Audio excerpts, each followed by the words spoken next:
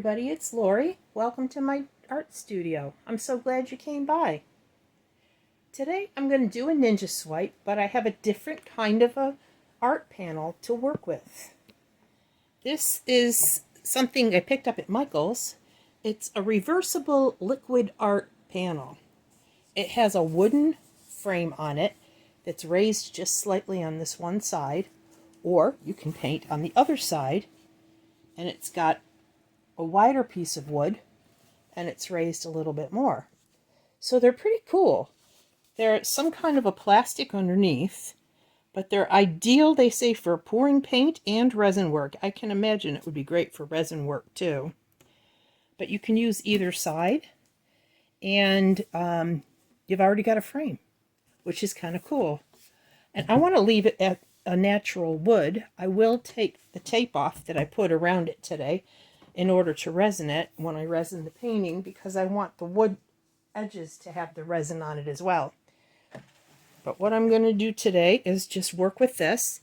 I brought the tape all the way around the back and looped it over a little bit so that I have a little bit of room to lift and tilt, because I will be tilting just a little bit. And I didn't want to get the wood dirty. If this gets dirty, I'm sure I can clean it right off. But that's what I've got. I think they're kind of interesting. I'm always looking for something different to use, just because it makes my art unique, and it gives me a little bit of variety to work with at the same time. So I have some colors today that I'll introduce to you as I go along, and I apply them to this board. Just so that you know, all of my recipes and the paints will be listed in the description box also when you go down below here. I can't even talk today. What I'm using for my base coat, though, is this Artist Loft Flow Acrylic White, and I've got it in a squirt bottle so that it's easier to apply. I don't need a lot because this is only 10 by 20. So I'm just going to put a little bit on here. I'm not tilting a lot, of course, because I'm not tilting anything off. So I just have to be kind of careful that I don't put too much paint on. So I'd rather put a little too less on than too much, so that I can just, you know, add more if I need to. And I'm just going to kind of spread it around. I don't have to worry about being overly neat either, because I've got the tape on there, which is nice. It really wasn't hard to get the tape on there either. Just took a little bit, but I could probably put some pins in it on the other side if I wanted to, but I don't feel the need to with a ninja swipe, because I'm not really going to be tilting a lot. And I'm just going to be lifting it up for a bit as I'm going along, a little bit, and tilting slightly once I get the swipes done, just so that I don't have any puddles left behind. You know, I always think I'm going to be really neat and use one of these nice little spatulas here and spread it out, but if you've seen my other videos, you know I much prefer my fingers. But I'm going to try and be neat, because I kind of don't want to have my hands be too messed up and too dirty when I do pick this up and tilt it. But you know what? That's what they make paper towels for. I really do like to use my hands. There's a lot of reasons for that. I just find it easier, for one thing, to control where I'm putting the paint. And I can also feel with my hands where there's paint, where there's too much paint, not enough paint. So I've got kind of, I can look at it in both ways, with the feel of it and also with how it looks. So here we go. I have glue and Floetrol mixed in with this, so the Floetrol will help to level it out. That is what it's made for. Its original use was for that purpose, to put into paint so that you don't have brush strokes and things in your house paint when you're painting your walls or your exterior of your house. But anyway, there we go. I'm going to tilt it just a little bit. I just don't want to get a lot of paint on the back, just because. There we go. I think I got just the right amount of paint on there. How about that? Pretty good.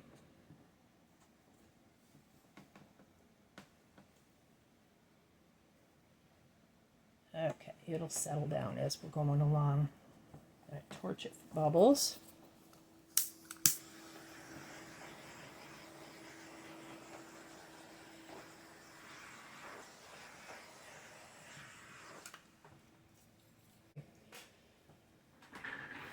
So the colors I'm using today, I have a couple of greens. This one here is golden phthalo green with just a touch of iridescent gold.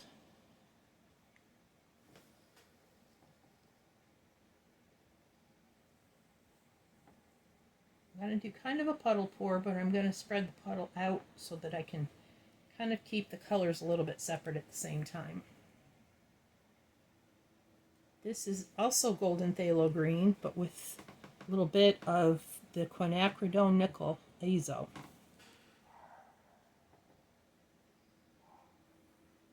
Kind of want to keep these kind of close together because they're going to play off of each other, being so close in color.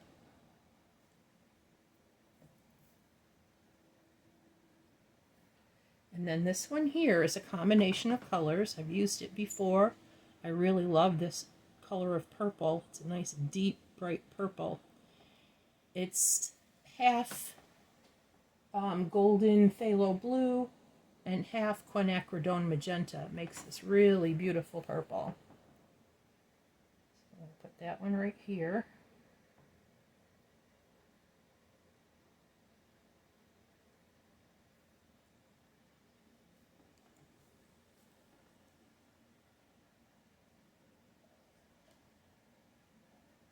This one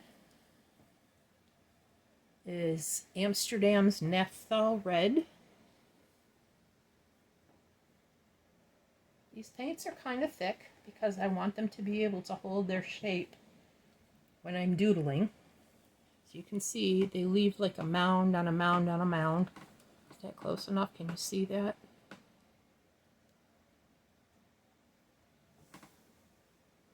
I think I want a little more of the red.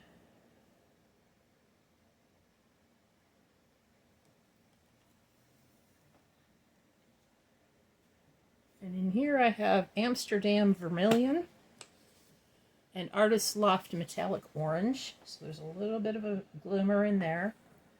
And that I want to play off of the red.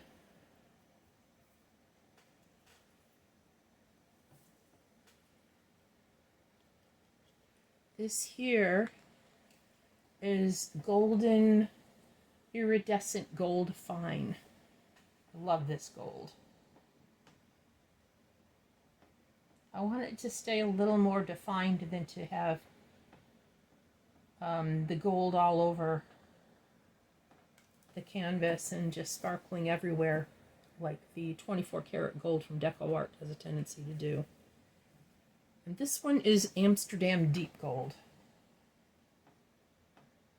So you can see it's just a little deeper and richer than the iridescent gold.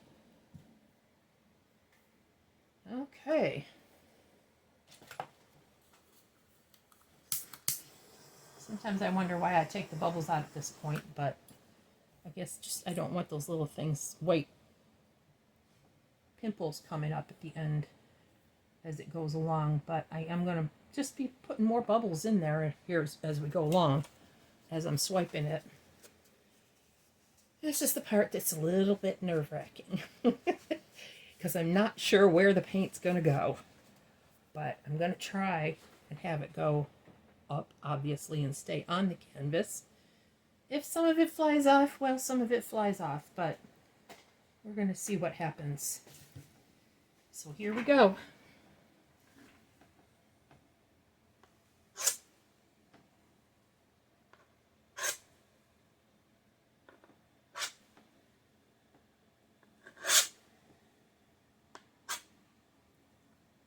And there's a little off.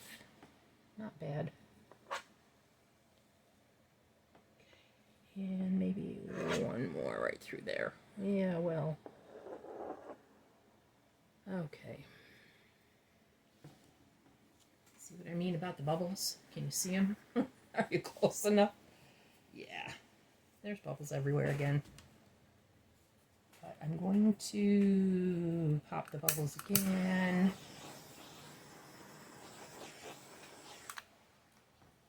And I'm going to tilt a little bit. There's some really pretty things happening through here. Kind of want to keep some of that. There's some cells coming up too. Kind of cool. It's kind of too bad this part here isn't on the canvas, or the part that's going to keep the color. Anyway, we're going to tilt it around a little bit. Kind of disperse the puddles.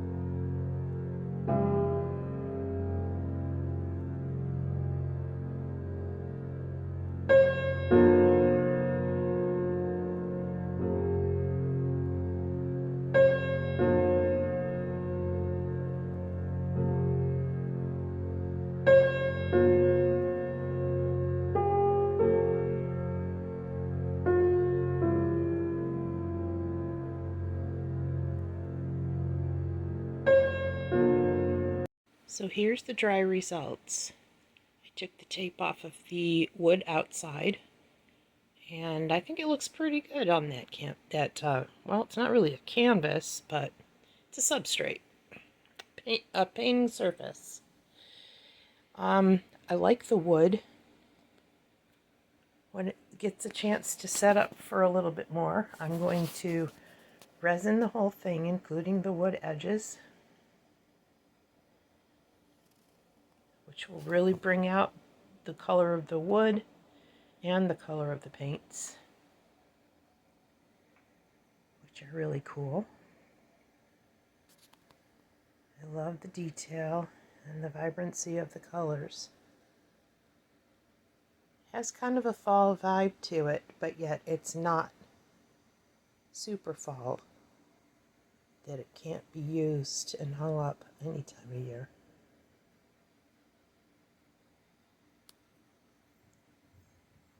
I love all the little details. I love the little finger touching right through there. Looks like little tiny butterflies or flowers.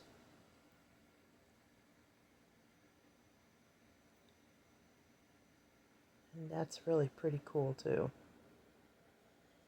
It dried nicely.